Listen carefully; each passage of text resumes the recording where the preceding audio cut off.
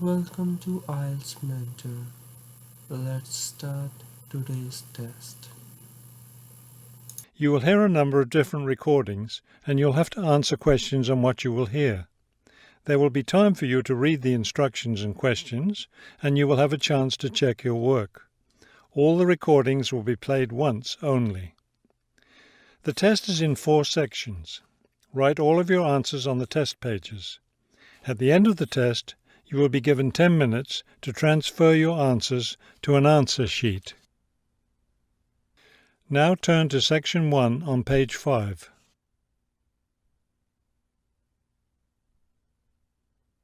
Section 1. You will hear a man asking for information about language classes over the phone. First, you have some time to look at questions 1 to 4 on page 5.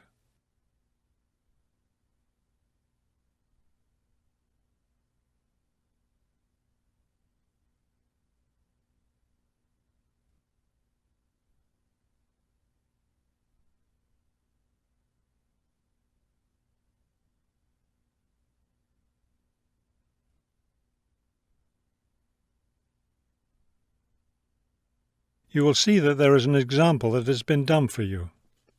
On this occasion only, the conversation relating to this will be played first. Good morning, Globetrotters Language School. How may I help you? Yes, I was wondering if you could give me some information on language classes. The woman answers the phone. Globetrotters Language School. So the word Globetrotters has been written at the top of the form. Now we shall begin. You should answer the questions as you listen, because you will not hear the recording a second time. Listen carefully and answer questions 1 to 4. Good morning, Globetrotters Language School. How may I help you? Yes, I was wondering if you could give me some information on language classes. Certainly. What language are you interested in studying? Well, that's the thing. I'm interested in learning Japanese, but I'd also like to improve my Chinese. I don't know which to study right now. Maybe the class schedule will help you decide. Did you want to study in the morning, afternoon, or evening? I work in the evenings, so mornings or afternoons would be best. Then that decides it for you. We offer an advanced Chinese class, but it meets on Wednesday and Friday evenings. I couldn't do that. When do the Japanese classes meet? We have beginning Japanese on Tuesday and Thursday mornings. No, wait, that's intermediate Japanese. Which level do you want? Advanced? No, beginning, definitely. I know some Chinese and some French, but I'm a real beginner with Japanese. Well then, are you free Monday, Wednesday and Friday mornings? That's when the beginning Japanese classes meet. We also have intermediate French on Friday mornings.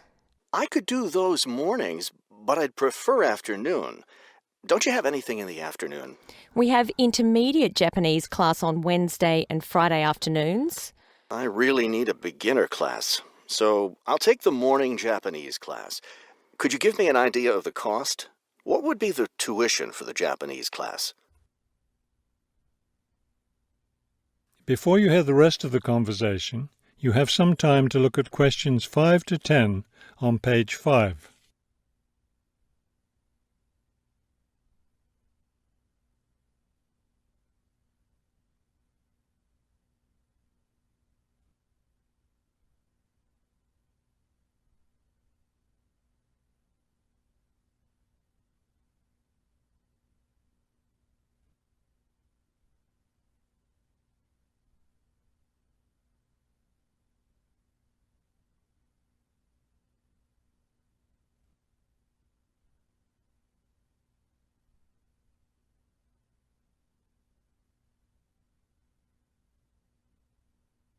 Now listen and answer questions 5 to 10.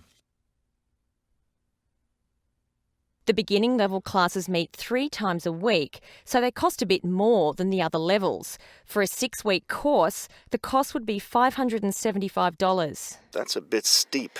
If it's hard for you to pay that much, you could sign up for just 4 weeks of class and pay $410, or you could pay for 1 week at a time at $125 a week. that comes out to be much more expensive once you add up all the weeks. That's true. You can save money by registering for 2 levels together. For example, pay for your beginning and intermediate classes now, and you'll get 12 weeks of class for just $1,050. That's not a bad deal, but I can't come up with that much money at once. I'll just pay for the 6-week course. Fine. That class begins next week, so you need to register right away. Can't I register over the phone? No, I'm sorry, we don't take phone registrations. What you'll need to do is visit the school office today or tomorrow. Bring a cheque for the tuition and a photo ID. Is that all? Yes, we'll give you a registration form to complete, or you can save time by visiting our website and downloading the form there. Complete it and bring it into the office with your cheque. Great. I'll stop by this afternoon. Fine. When you arrive, ask for Mr. Lindsay. He's in charge of student registration. I'm sorry, Mr. Who? Mr. Lindsay, spelled Lindsay. Thank you for your help. Thank you. We'll look forward to seeing you in class. That is the end of section 1. You now have half a minute to check your answers.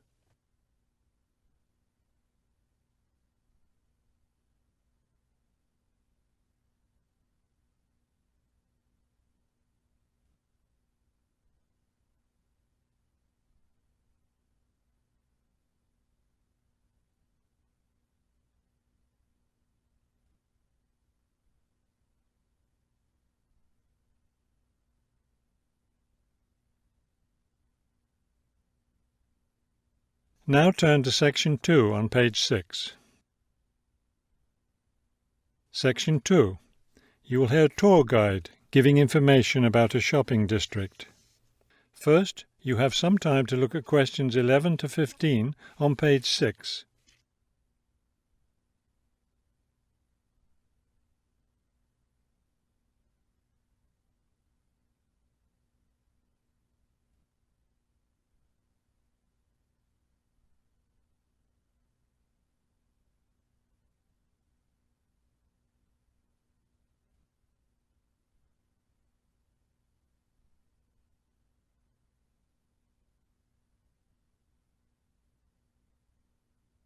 As you listen to the first part of the talk, answer questions 11 to 15.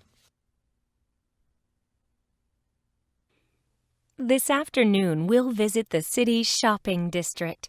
Several blocks in the area are closed to car traffic, and I know you'll enjoy walking around there. I'd like to give you an overview of the district now, since you'll be on your own once we get there.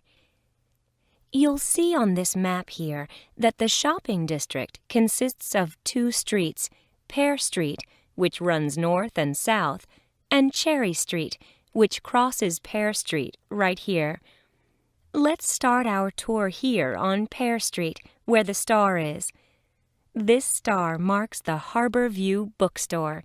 It's very popular among locals as well as tourists. You can buy a range of books of local interest, as well as a variety of magazines and newspapers. It's directly across the street from the city library, which is also worth a visit. It's in one of the oldest buildings in the city and contains, among other things, an interesting collection of rare books. Now, moving up Pear from the bookstore toward Cherry, the next building on the left is the Pear Cafe.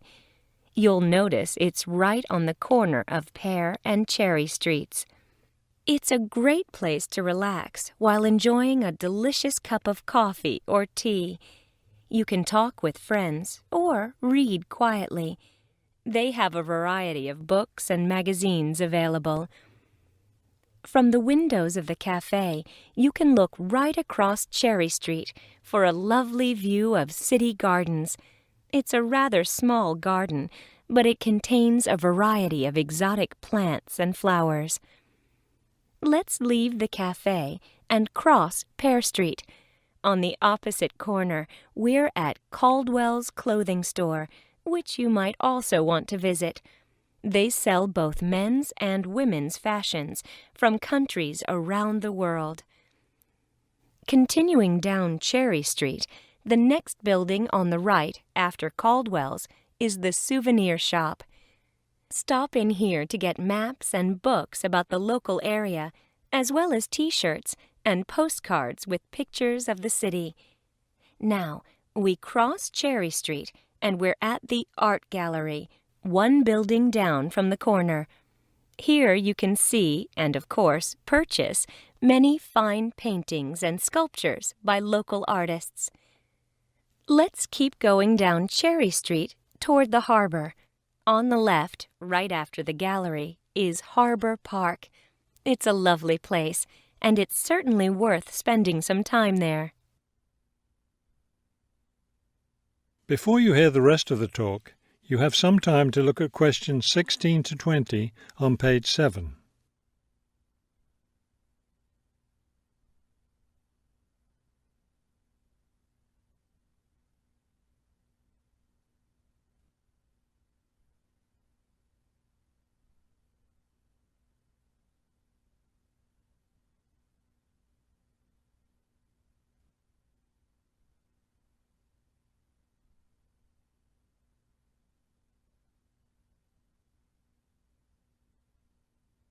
Now listen and answer questions 16 to 20.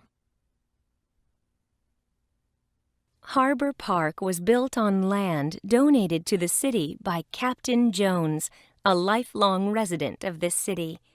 Captain Jones designed the park himself, and it was built in 1876. Exactly in the center of the park, a statue of Captain Jones was erected, and it's still standing there today. It shows Captain Jones on the bow of his ship. After viewing the statue, you can follow the path that goes through the woods just behind. It will lead you to a lovely garden, in the middle of which is a fountain. This is a nice place to enjoy a few quiet moments. If you still feel like walking, continue on to the far end of the garden.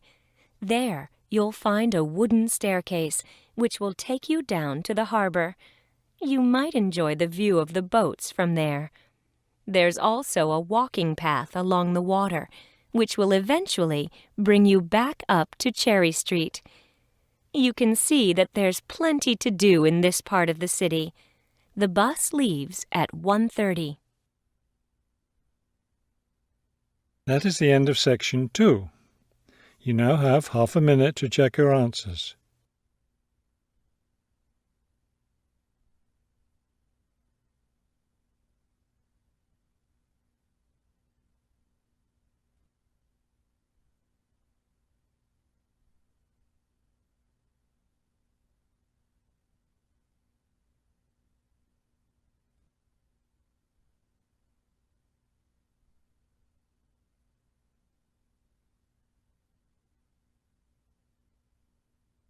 Now turn to section 3 on page 7.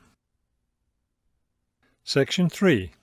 You will hear a conversation between a university student and a librarian about using the city archives. First, you have some time to look at questions 21 to 24 on page 7.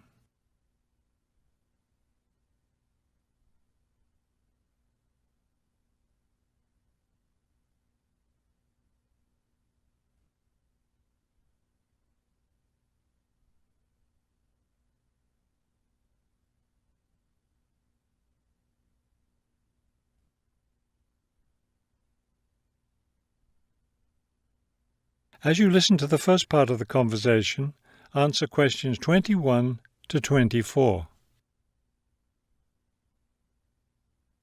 Hello. I was wondering if you could give me some information about using the archives? I'd be happy to. Are you a resident of the city? Actually, I live just outside the city, but I study at the university downtown. That's fine. All you need to do is show your university identification card, and you can use the archives at no charge, as long as your ID card is current, of course. Yes, it's valid. So I don't have to pay anything? No, city residents pay an annual fee, but students can use the archives for free. Everyone else needs to get special permission from the director, but that doesn't apply to you, of course. Oh, good. I was also wondering about the schedule. I have classes every day, Monday through Friday, and I also have a part-time job, so I could really only use the archives on weekends. That's not a problem at all. We're open all weekend. Actually, the only day we're closed is Monday, so you can come any day, Tuesday through Sunday. Are you open in the evenings? Yes, we're open from 9:30 in the morning until 8:30 in the evening. That will fit my schedule well. Before you hear the rest of the conversation, you have some time to look at questions 25 to 30 on page 8.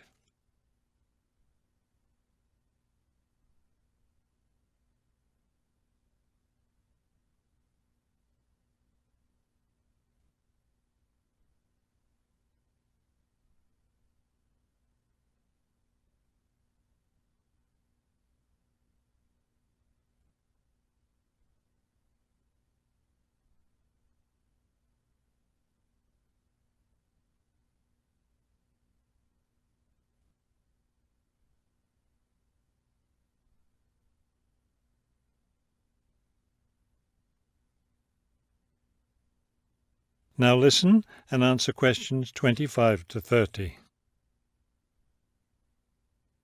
Is there something else I can help you with? Yes. One thing I'll be needing to see for one of my class projects is old photographs.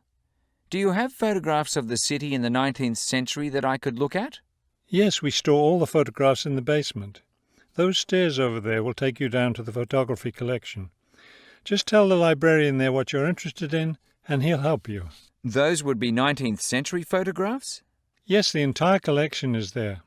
Now, if you're interested in seeing documents from the 19th century, those are right here on the ground floor. I would like to see some of those documents. Does that collection include newspapers too? No, all the newspapers from the earliest ones in the 18th century up to the current time are on the second floor. Here, let me just give you this map of the archives and you'll be able to find whatever it is you need. Thank you. Oh, I see you have a whole room devoted to maps. Yes, on the third floor. That's great, because one thing I need to do is look at how the city has developed over time. I'm sure you'll find a lot of helpful information there. Of course, some of the maps are several centuries old, so generally visitors are only allowed to see photographic reproductions of them. That shouldn't be a problem. What's this on the fourth floor? Ogden's Woolen Mill.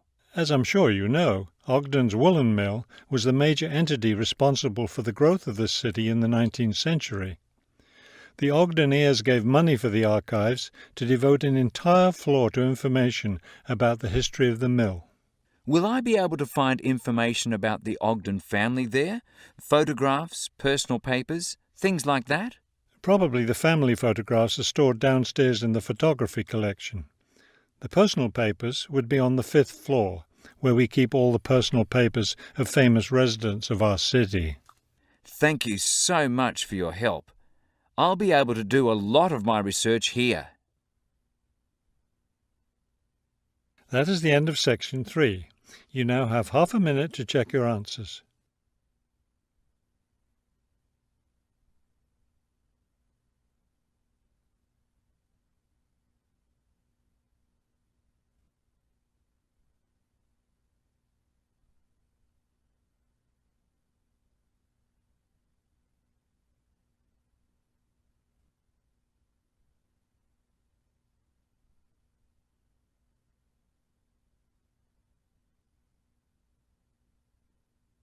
Now turn to section 4 on page 8. Section 4. You will hear a lecture about wind energy. First, you have some time to look at questions 31 to 33 on page 8.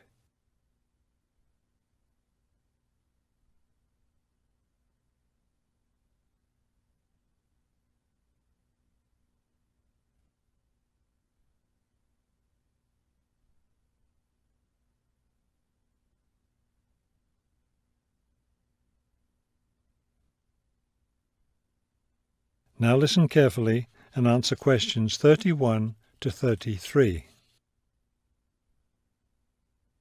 With the rising cost of fossil fuels, there's a great deal of interest these days in developing alternative sources of energy.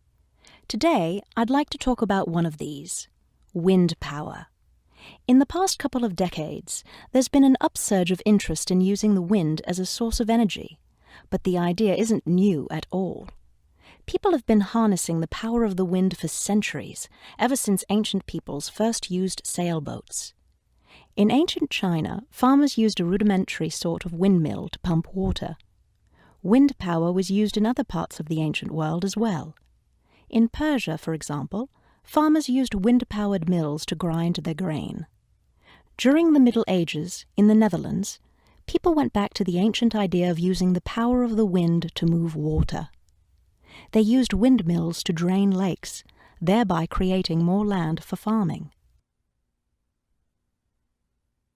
Before you hear the rest of the talk, you have some time to look at questions 34 to 40 on page 9.